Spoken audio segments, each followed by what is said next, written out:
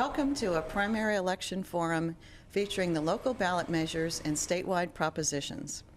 This forum is co-sponsored by the League of Women Voters of Sacramento County and the Sacramento Metropolitan Cable Television Commission. We are airing live from the Sacramento Board of Supervisors chambers and being taped for rebroadcasts on Metro Cable Channel 14 each Sunday until the June 6th election. The League of Women Voters is a nonpartisan, nonprofit organization of women and men established to promote informed, active participation in government. I am Lois Wright, and this is Ann Rudin. We are both past presidents of the League of Women Voters of Sacramento. We will be presenting information on the local ballot measures and the state propositions that will appear on the June 6th ballot. Ann, would you like to begin? Thank you, Lois. Voters in Sacramento County will see just one countywide measure on their ballot for the June primary and several school district measures, and I'm going to tell you briefly about those. Depending upon where you live, you may see propositions, there are bond issues mostly, that will affect your local school district. Only voters who reside in those school districts will vote on those bond issues. There will be bond issues for the following school districts. The Sierra Joint Community College District will be Measure B, and on the North Sacramento School District ballot, Measure C, Natomas Unified School District, Measure D, and the Grant Joint Union High School District, Measure G, and all of those four are bond measures requiring a 55% approval. For the Natomas Unified School District, there will also be an additional measure, Measure E, which is a request for a special tax to pay for programs and services, and that will require a 2/3 vote. Now, the measure which will be on all of your ballots is Measure H, which I'm going to tell you about now. Measure H is titled the Sacramento Municipal Utility District, and it's an initiative. The question it poses is this: shall it be the established policy of the Sacramento Municipal Utility District, known as SMUD, to obtain the opinion of its current voters through a non-binding advisory vote on proposals relating to expansion of the boundaries of the district by annexation? This is the situation currently. In response to requests from public officials in Yolo County and cities now in PG&E's service area, SMUD has proposed to annex the cities of West Sacramento, Davis, and Woodland, and contiguous unincorporated areas of Yolo County into SMUD's electric service area. Currently, the Board of Directors of SMUD, whom we elect, may take action to annex without a vote of the people. All proposals for annexation to special districts are now required by law to be reviewed by the Local Agency Formation Commission, also known as LAFCO. In April of this year, the Sacramento LAFCO approved SMUD's annexation plan. Ordinarily, annexations go to the ballot only if there are protests, and usually only in the affected territory. And LAFCO has the discretion to order that an election be held. In a special provision for utilities, a public vote is mandatory in the affected territory. In this case, Yolo County voters will vote on the question of annexation to SMUD's service area.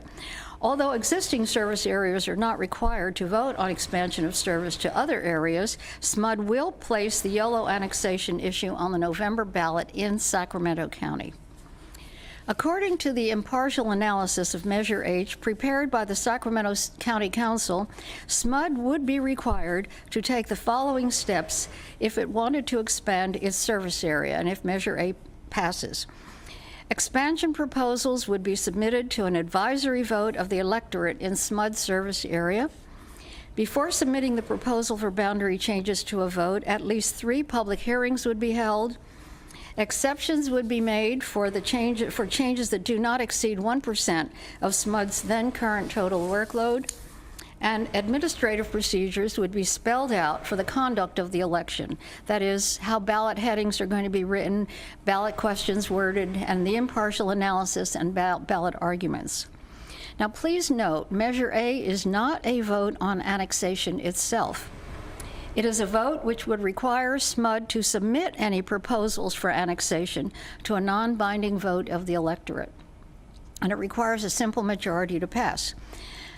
We always like to look at the fiscal effects of a ballot measure, and in this case, the fiscal effects of Measure H would be the cost of SMUD, the cost to SMUD of placing each annexation measure on the ballot. The cost of placing it before the voters at a general election ranges from $250,000 to $300,000. For a special election, it could be as high as $2 million. Those who support Measure H say that SMUD will have to spend hundreds of millions of dollars to buy PG&E's assets, the poles, the wires, the land, and equipment in Yolo County. Since it's the customers whose money is at stake, voters currently in the district deserve a vote in the decision. They also say that SMUD is acting without adequate voter input into decisions that affect us all. SMUD has underestimated the cost of expanding its service area, and it is the SMUD customers who will have to pay. They contend that if SMUD expands its service area, rates will go up by 10%. Property taxes and franchise fees that PG&E now pays to local governments would be lost, reducing funds that would be available for vital public services. The proponents of Measure A, the supporters, say that would be costly, regressive, and unfair. And finally, with expansion of SMUD's service area and the addition of 70,000 newly annexed Yolo County customers, local control, enjoyed now by current customers, will be weakened. Those who oppose Measure H say this. They point out that SMUD has taken a number of steps during the past year to provide information and get public input on annexation through a review process that includes public hearings by both SMUD and LAFCO, feasibility studies by independent consultants, and most recently, the LAFCO review and approval process as required by law. Further, the Public Utilities Commission, which exercises regulatory authority over utilities, also has had the opportunity to comment on the impact of annexation on existing PG&E customers. The opponents to Measure H also point out that SMUD has decided to place a binding vote on the November ballot in Sacramento County that will guarantee that SMUD will use Yolo ratepayers' money to keep Sacramento rates low, to roll back rates for Yolo ratepayers, and to build non-polluting electricity generating facilities for SMUD customers. It also will place on the ballot in Yolo County, SMUD will do this, a two-part question for a binding vote. Do Yolo County voters wish to be annexed to SMUD's service area, and do they want to change their electric services provider from PG&E to SMUD? So the impact of a yes or no vote: if you vote yes, it means that you would like to have SMUD be required now and into the future to submit annexation proposals to the voters for a non-binding advisory vote. If you wish to retain present procedures as prescribed by law to continue to govern the process, you would vote no on Measure H. Lois. Yes, we will turn now to the state propositions that will be on the June 6th primary ballot. Proposition 81 was placed on the ballot by the legislature. It is a bond measure which would allow the state to borrow $600 million through the sale of general obligation bonds for the construction, renovation, or expansion of local public libraries. If Proposition 81 is approved, the state bond money will provide 65% of the total cost of public library projects, with 35% of the total being contributed by local government agencies in the form of matching funds. Projects would include technological upgrades to libraries, seismic retrofitting to protect libraries from earthquake damage, and expansion of public library facilities to keep pace with population growth. A similar measure in the amount of $350 million was passed by California voters 6 years ago. That bond measure funded 45 projects throughout the state, and the funds from that measure are mostly spent. According to the legislative analysts' estimates, the cost of Proposition 81 to the state's general fund over the next 30 years will be $1.2 billion. After the public library projects are built with this bond money or renovated, local agencies would incur additional annual operating costs, which the legislative analyst estimates will total several $1 million statewide. Supporters of Proposition 81 point out that this is a wise investment in our local communities. They say that it does not raise our taxes, the funds cannot be used for local administrative costs, and the 35% local matching requirement maximizes the use of limited state funding. Proponents of Prop 81 also say that we need to invest in our public libraries as an investment in literacy and lifelong learning. Opponents, on the other hand, point out that bond financing ties up our tax dollars for 30 years, even if the improvements that are made with that bond money become obsolete, or if the economy collapses during that 30-year period. Opponents also say that there will be some local jurisdictions that will not be able to raise the 35% required in matching funds, and thus will not be able to take advantage of the state bond money. The taxpayers in those cities would end up paying through their state taxes to pay for library projects in other communities. So the question in Proposition 81 is whether or not the state should issue $600 million worth of general obligation bonds to provide 65% of the cost of construction, renovation, and expansion of local public libraries. And now turning to Proposition 82. Prop 82 was placed on the ballot by initiative to amend the California Constitution and state law to create a new, free, voluntary preschool program for all 4-year-olds in the state of California. The measure proposes to fund this new preschool program through an increase in personal income tax rates for high-income taxpayers. Specifically, it would increase the income tax rate by an additional 1.7% starting in January of next year for any individual with taxable income over $400,000 and for a married couple with taxable income over $800,000.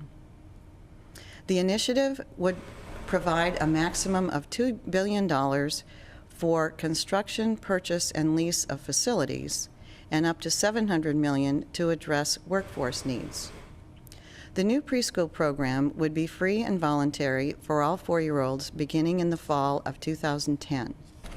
The superintendent of public instruction would be responsible for the program, which would include operating preschools to run at least 3 hours per day, 180 days per year, require preschool teachers to have a bachelor's degree by July 2014, and an additional early learning credential by the year 2016.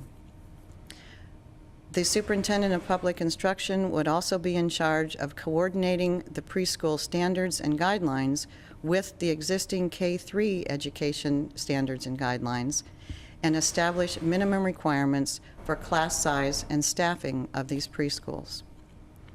Under certain circumstances, the legislature could require parents to pay a fee, but no child could be denied access based on an ability to pay or an inability to pay. The increase in personal income taxes under Prop 82 would result in revenues of roughly $21 billion in 2007-8. Excuse me, $2.1 billion in 2007-8. And it's estimated that that would increase to about $2.6 billion by 2010-11. Such amounts are expected to fully fund the educational expenditures required by this measure. Supporters of Prop 82 say that it will strengthen all education by giving children the right to a high-quality preschool education. They also say that it encourages parental involvement and allows the parents to choose among public, private, and nonprofit preschool providers. Supporters of Prop 82 say that it is an investment in our children and our future, resulting in savings from reduced remedial education, lower high school dropout rates, and the economic benefits that are accrued from a better educated workforce. Opponents of Proposition 82 say that analysts are predicting that this program will actually cost much more than predicted, and that will then cut into the quality of K-12 public schools. They say that public preschools for 4-year-olds will put private preschools out of business. Opponents of Prop 82 also say that California already provides preschool and daycare programs for families in need. They say we should provide proper funding for those existing programs and make existing programs readily available to those who truly need them. So the question in Proposition 82 is whether or not the California Constitution and state law should be amended to increase personal income tax rates for high-income taxpayers to fund a new preschool program for all 4-year-olds in the state of California. We hope that the insights that you have gained from this program will assist you in making your decisions in the upcoming primary election. And again, the League of Women Voters firmly believes that a democratic government depends on the informed and active involvement of its citizens. For voter information and rebroadcast times, please visit our Smart Voter website at smartvoter.org or our local Sacramento League website at lwvsacramento.org. Ann Rudin, thank you. Ann and I encourage you to vote on June 6th to help make our democracy work.